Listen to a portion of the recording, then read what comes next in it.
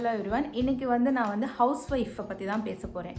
House wife அப்படின்னு சொன்னாலே சும்மா வெட்டியாக வீட்டில் உட்காந்துட்டு தின்னுட்டு வீட்டு வேலையை மட்டும் பார்த்துட்டு சும்மா தூங்கி எழுந்திரிப்பாங்க அப்படின்னு நீங்கள் நினச்சிங்கன்னா அது தப்பான ஒரு விஷயம். உங்கள் மைண்டில் இருந்தால் அதை டெலீட் பண்ணிடுங்க. ஹவுஸ் ஒய்ஃப் வீட்டில் வேலை செய்கிறனால தான் நீங்கள் வீட்டுக்கு வெளியே சந்தோஷமாக போய் ஹாப்பியாக வேலை பார்த்துட்டு வரீங்க அப்படிங்கிறத நீங்கள் ஃபஸ்ட்டு ஒத்துக்கோங்க. அவங்க வீட்டில் உங்களுக்கு வேலை செஞ்சு கொடுத்தா தான் நீங்கள் வெளியே நிம்மதியாக வேலை பார்க்க முடியும். அவங்க இருக்கிறனால தான் உங்களுக்கு பல ஸ்ட்ரெஸ் இல்லாமல் இருக்குது. அவங்க மட்டும் வீட்டில் இல்லை அப்படின்னு சொன்னால் உங்களுக்கு வாழ்க்கையில் நிறைய ஸ்ட்ரெஸ் வந்துடும். அவங்க இருக்கனால தான் அப்படியே உங்களோட ஸ்ட்ரெஸ் லெவலை முக்கால்வாசி குறைச்சிருக்காங்க அப்படிங்கிறத நீங்கள் ஃபஸ்ட்டு புரிஞ்சுக்கோங்க. எப்போவுமே அடுத்த பெண்களை பார்த்த உடனே டக்குன்னு ஃப்ளர்ட் ஆகிடுறது. நீங்கள் ஆஃபீஸ்க்கு போனாலும் சரி இல்லை வெளியே போனாலும் சரி, நீங்கள் ரொம்ப அழகாக இருக்கீங்க மேடம் அப்படின்னு நீங்கள் வெளியே யாரையாவது பார்த்து ஒரு பொண்ணை பார்த்து சொல்லிடுறீங்க. ஆஃப்டர் மேரேஜ் நான் சொல்கிறேன். அப்படி நீங்கள் சொல்லும் போது என்ன ஆகும்னா, நீங்களே உங்களோட ஒய்ஃபை வெளியே விட்டு கொடுக்குறீங்க அப்படின்னு தான் அர்த்தம். நீங்களே என்னோட ஒய்ஃப் அசிங்கமாக இருக்கா, நீ அவளை விட அழகாக இருக்கியே அப்படின்னு நீங்கள் யாருக்கோ நீங்கள் அசம்ஷன் கொடுக்குறீங்க. அதை நீங்கள் அவாய்ட் பண்ணிக்கோங்க. ஃபஸ்ட்டு உங்களோட ஒய்ஃபுக்கு நீங்கள் ஃபஸ்ட்டு ப்ரையாரிட்டி கொடுங்க. உங்களோட ஒய்ஃப் வீட்டில் இருக்கனால தான் உங்களால் பல விஷயம் வெளியே போய் சாதிக்க முடியுது அப்படிங்கிறத ஃபஸ்ட்டு நீங்கள் நம்புங்க. உங்களோட ஒய்ஃபை நீங்கள் மட்டம் தட்டிட்டு நீ சும்மா வீட்டில் சாப்பிட்டுட்டு தூங்குறதானே, நீ என்ன வேலை வெட்டிக்கு போறியா, நான் வேலைக்கு போய் கஷ்டப்பட்டு சம்பாரிச்சிட்டு வரேன், நீ பிள்ளைங்களை பார்க்குறத விட உனக்கு என்ன வேலை அப்படின்லாம் நீங்கள் கேவலமாக உங்கள் ஒய்ஃபை நீங்கள் பேசுனீங்க அப்படின்னு சொன்னால் உங்களோட வீட்டில் இருக்க சந்தோஷம் போகும், நிம்மதி போகும், எல்லாமே போயிடும். உங்களோட காசு முதற்கொண்டு போயிடும். நீங்கள் வெளியே போய் நீங்கள் இதெல்லாம் ஸ்பெண்ட் பண்ணி வேறு ஒரு பொண்ணோட நீங்கள் தொடர்பு ஏற்படுத்தி வெளியே நீங்கள் சந்தோஷமாக இருக்க போகிறீங்க அப்படின்னா நிறைய விஷயத்த நீங்கள் இழப்பீங்க. அதுக்கு பதிலாக நீங்கள் என்ன பண்ணலாம் அப்படின்னு பார்த்தீங்கன்னா, உங்களோட ஒய்ஃபையே எப்படி மாற்றிக்கலாம் அப்படின்னு பார்க்கலாம். இல்லை மேடம், என்னோடய ஒய்ஃப் சும்மா அழுக்கு நைட்டி போட்டு வீட்டிலே உட்காந்துருப்பா, அவள் சும்மா வேலையை பார்த்துக்கிட்டே இருப்பா, ஒரு டிஃப்ரெண்ட்டாக அவளை மாற்றிக்கவே மாட்டா, அவள் எப்போவுமே ரொம்ப ஓல்டு வெர்ஷனாக தான் இருப்பா அப்படின்னு நீங்கள் சொன்னீங்கன்னா தப்பு உங்கள் மேலே தான். நீங்கள் தான் உங்களோட ஃபேமிலிக்கு கிங் அப்படின்னா உங்களோட குவீனை நீங்கள் எப்படி வச்சுக்கணும் அப்படின்னு பார்க்கணும். உங்களோட குவீனை நீங்கள் தான் ஆர்டர் பண்ணணும். உங்களோட ஆர்டரை ஃபாலோ பண்ணலை அப்படின்னா கிங் இங்கே ஃபெயில் ஆகிட்டீங்க அப்படின்னு அர்த்தம். நீங்கள் கிங்காக இருக்க லாயக்கே இல்லை, சோல்ஜர் லெவலுக்கு கீழே போயிட்டீங்கன்னு தான் அர்த்தம். நீங்கள் கிங்காக இருந்தீங்க அப்படின்னா உங்களோட ஒய்ஃப் குவீனாக தான் இருக்கணும், குவீனாக தான் இருப்பாங்க.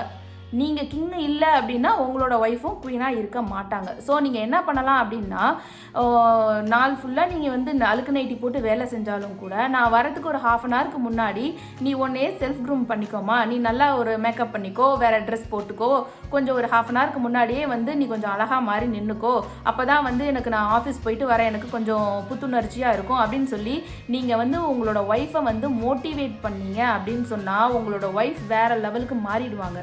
அது இல்லாமல் நீங்கள் டீமோட்டிவேட் பண்ணிவிட்டு பாரு நீ இப்படி இருக்க, நீ குந்தாணி மாதிரி இருக்க, நீ இப்படி இருக்க, நீ அழகாகவே இல்லை, நீ கலராகவே இல்லை, நீ அந்த மாதிரி இல்லை, நீ இந்த மாதிரி இல்லை, நான் எக்ஸ்பெக்ட் பண்ண மாதிரி இல்லை, ஏன் லெவலுக்கு நீ இல்லை அப்படின்னு நீங்கள் அவங்கள மட்டம் தட்டிட்டீங்க அப்படின்னா உங்களோட வாழ்க்கைக்கு நீங்களே சூனியாக வச்சுக்கிட்டீங்கன்னு தான் அர்த்தம். ஏன்னா நீங்கள் இதை சொன்னாலும் சரி சொல்லலைன்னாலும் சரி அவங்க தான் உங்களுக்கு ஒய்ஃப். காலம் ஃபுல்லாக அவங்களோட தான் நீங்கள் காலம் தள்ள போகிறீங்க. அப்போ நீங்கள் என்ன பண்ணணும் அப்படின்னா ரொம்ப புத்திசாலித்தனமாக யோசிக்கணும். அவங்கள எப்படி குவீனாக மாற்றணுமோ அப்படி நீங்கள் மாற்றணும். அவங்களோட ஹெல்த்தில் நீங்கள் தான் கவனம் செலுத்தணும். அவங்கள அதிகமாக சாப்பிட விடாமல் அவங்கள ஹெல்த் கான்ஷியஸ்க்கு நீங்கள் தான் கொண்டு வரணும்.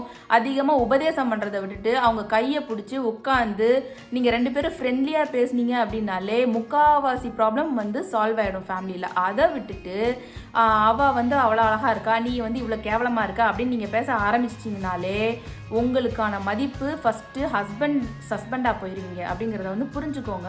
நீங்கள் கிங் ஆஃப் த ஃபேமிலி அப்படிங்கிற அந்த அந்தஸ்தையும் இழந்துருவீங்க அப்படிங்கிறத புரிஞ்சுக்கோங்க. அது மட்டும் இல்லாமல் உங்களோட ஒய்ஃபை நீங்கள் வெளியே விட்டு கொடுக்க உங்களோட வாழ்க்கைக்கு நீங்களே மண்ணை வாரி போட்டுக்கிறீங்க அப்படின்னு தான் அர்த்தம். இது நான் எல்லா ஒய்ஃபுக்கும் நான் சப்போர்ட் பண்ணுறேன் அப்படின்னு அர்த்தம் கிடையாது. ஒய்ஃப் தான் பில்லர் ஆஃப் த ஃபேமிலி அப்படின்றத புரிஞ்சுக்கோங்க. எப்போ நீங்கள் பிறந்துட்டீங்களோ அப்போலேருந்து பேரண்ட்ஸ் தான் உங்களை ஃபுல்லாக டேக் கேர் பண்ணிக்கிறாங்க. ஆனால் ஒரு சிச்சுவேஷன் என்ன பண்ணிடுறாங்க, பேரண்ட்ஸ் கூட இன்னமே உன்னை என்னால் பார்த்துக்க முடியாதுப்பா, இன்னமே உன்னோட பொண்டாட்டி தான் உன்னை பார்த்துக்கணும் அப்படின்னு தான் என்ன பண்ணுறாங்க, கல்யாணம்ன்றதே பண்ணி வைக்கிறாங்க. அப்படி கல்யாணம் பண்ணி வைக்கும் போது எங்களால் முடியாத பட்சத்தில் தான் கல்யாணம் பண்ணி வைக்கிறோம் அப்படின்னு பண்ணி வச்சிடுறாங்க. அதுக்கப்புறம் ஒரு ஒய்ஃப் வந்ததுக்கு அப்புறமேட்டு மாமியார் மருமகள் சண்டை, ஹஸ்பண்ட் அண்ட் ஒய்ஃப் சண்டை அப்படின்னு வர்றது வந்து எந்த ஒரு விஷயத்துலையும் நியாயமே கிடையாது. எப்போ வந்து உங்களை டேக் கேர் பண்ணிக்கவும், உங்களோட ஃபேமிலியை டேக் கேர் பண்ணிக்கவும் ஒரு பொண்ணு வெளியேருந்து வந்து அவங்க ஃபேமிலியை விட்டுட்டு எல்லாத்தையும் சொந்த பந்தம் எல்லாத்தையும் இழந்துட்டு உங்களுக்காக அந்த பொண்ணு வந்து வாழ்றா அப்படின்னு ஆயிடுச்சோ, அப்போவே நீங்கள் என்ன பண்ணிக்கணும், உங்களோட ஃபேமிலியையும் உங்களையும் விட அதிகமான ப்ரியாரிட்டி அந்த பொண்ணுக்கு தான் நீங்கள் கொடுக்கணும். அப்படி நீங்கள் கொடுக்க தான் உங்களோட ஃபேமிலியோட வளர்ச்சி ஜாஸ்தியாக இருக்கும். உங்களோட ஹெல்த்தும் சரி, வெல்த்தும் சரி, உங்களுடைய சந்தோஷம் சரி, எல்லாமே வந்து ஒரு மடங்குக்கு பல மடங்காக வந்து பெருகும். இதுதான் வந்து வாழ்க்கையோட உண்மையான சூட்சமம். இதை வந்து நீங்கள் மறந்துட்டு ஒய்ஃபை எப்போ பார்த்தாலும் மட்டம் தட்டிட்டு அடுத்த பெண்களை அதிகமாக வந்து ஏற்றி வச்சு பேசுனீங்க, இல்லை உங்கள் அம்மாவையே தூக்கி வச்சு பேசுனீங்க. அம்மா வந்து முக்கியம்தான், ரொம்ப ரொம்ப முக்கியம்தான், நான் இல்லைன்னு சொல்ல வரல. எப்போ வந்து கல்யாணம் பண்ணி எப்போ உன்னை வந்து என்னால் பார்த்துக்க முடியாது, உன் பொண்டாட்டிக்கிட்ட உன்னை ஒப்படைச்சிட்டாங்களோ அதுக்கப்புறமேட்லேருந்து கண்டிப்பாக உங்கள் அம்மாவோட ஒரு ஸ்டெப் உங்கள் ஒய்ஃப் தான் முக்கியம் அப்படிங்கிறத புரிஞ்சுக்கோங்க. உங்கள் அம்மா வந்து உங்களுக்கு பிறந்த பிள்ளைங்களை வந்து பார்த்துக்க போகிறது கிடையாது. உங்கள் அம்மாவையும் பார்த்துக்கிட்டு, உங்களையும் பார்த்துக்கிட்டு, உங்களுக்கு பிறக்க போகிற பிள்ளையையும் பார்த்துக்கிட்டு, எல்லாத்தையும் பார்த்துக்கிட்டு மேனேஜ் பண்ணிட்டு உங்கள் வீட்டையும் பார்த்துட்டு இருக்காங்களே, அவங்க தான் உண்மையான குவீன் ஆக்சுவலி. ஸோ அவங்களுக்கு கொடுக்க வேண்டிய ரெஸ்பெக்டை எப்போவுமே கொடுங்க. அவங்களுக்கு கொடுக்குறனால நீங்கள் என்றைக்கும் குறைஞ்சி போயிடவே மாட்டீங்க. இன்ஸ்டெட் ஆஃப் திஸ் நீங்கள் என்ன பண்ண போகிறீங்க, வளர போகிறீங்க அப்படிங்கிறது தான் உண்மை. எப்போவுமே குறைஞ்சிட மாட்டீங்க, அதிகமாக ஆக போகிறீங்க. அதை வந்து நீங்கள் எப்போவுமே உணர்ந்துக்கோங்க. ஸோ உங்களோட ஒய்ஃபுக்கு உண்டான ரெஸ்பெக்டை நீங்கள் கொடுங்க. நன்றி.